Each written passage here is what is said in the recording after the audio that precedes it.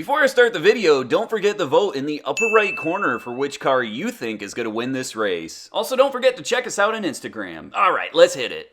This is a 1965 Chevrolet Chevelle. And I love the boxy style of these Chevelles, but it really doesn't help with wind resistance. And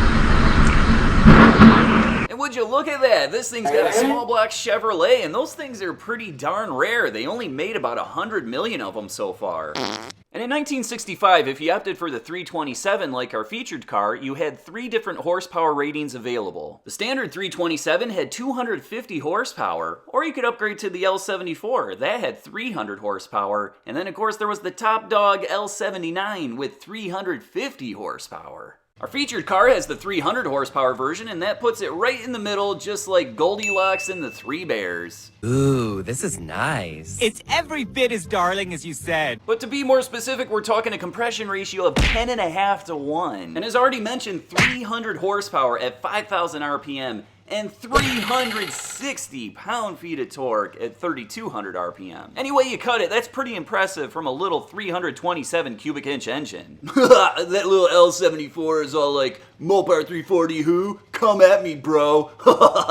You had a few transmission options available in the 1965 Chevelle, even including a 4-speed manual. But this car has a Powerglide automatic transmission. And sure, it's only a 2-speed, but remember, it doesn't reach that much horsepower, especially compared to a Turbo 400. So I get the feeling that this car is gonna surprise a few of you guys. And the Powerglide really isn't a bad transmission, so it's kind of a shame that people don't give it more of a chance. Every day, Powerglides are abused. Won't you please donate to help one in need?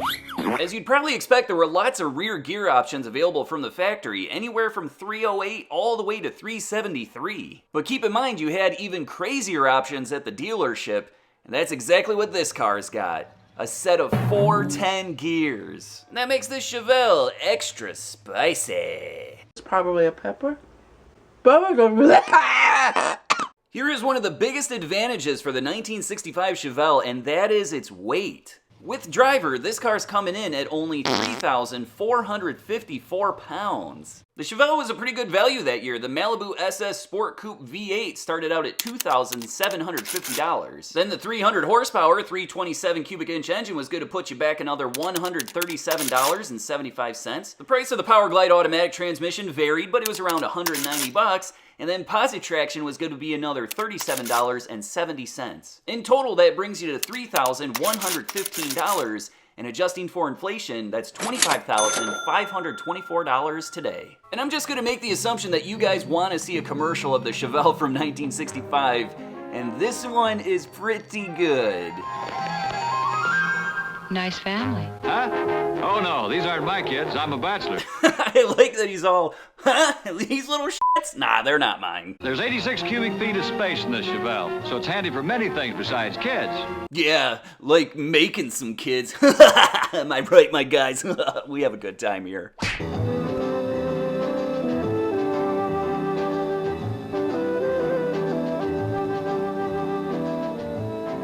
Future family man.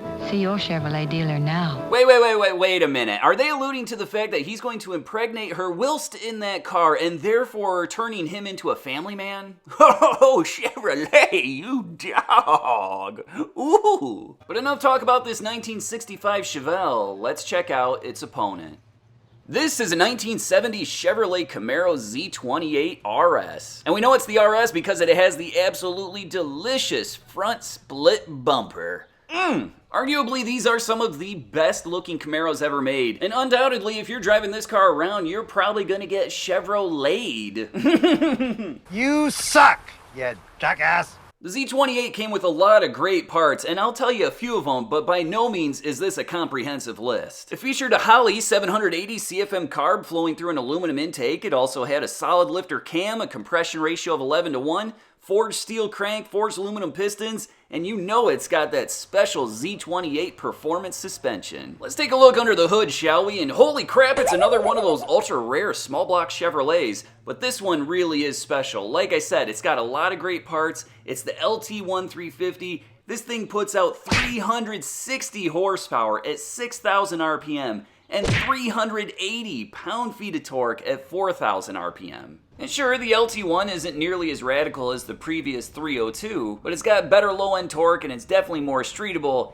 It just doesn't have that high-end horsepower or the sound of that previous generation Z28.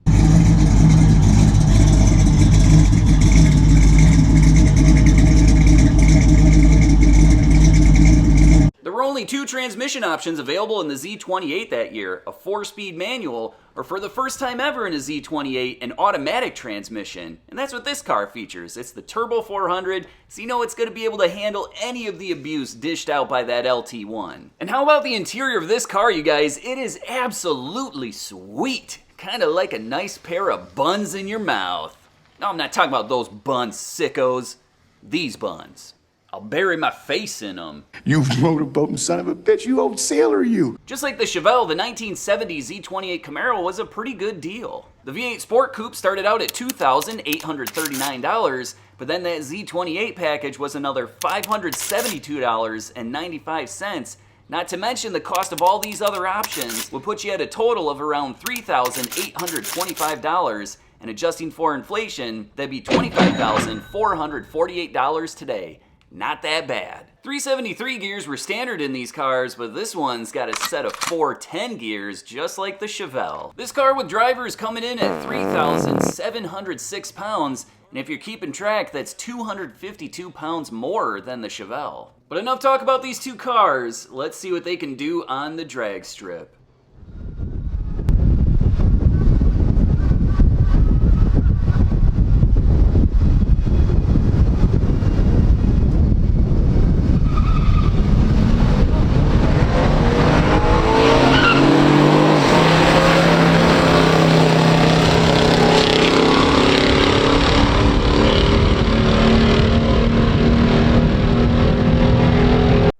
Takes this one running a 14.15 at 98.15 miles per hour, but the Chevelle wasn't too far behind, running a 14.58 at 94.17 miles per hour. Let's check that out one more time.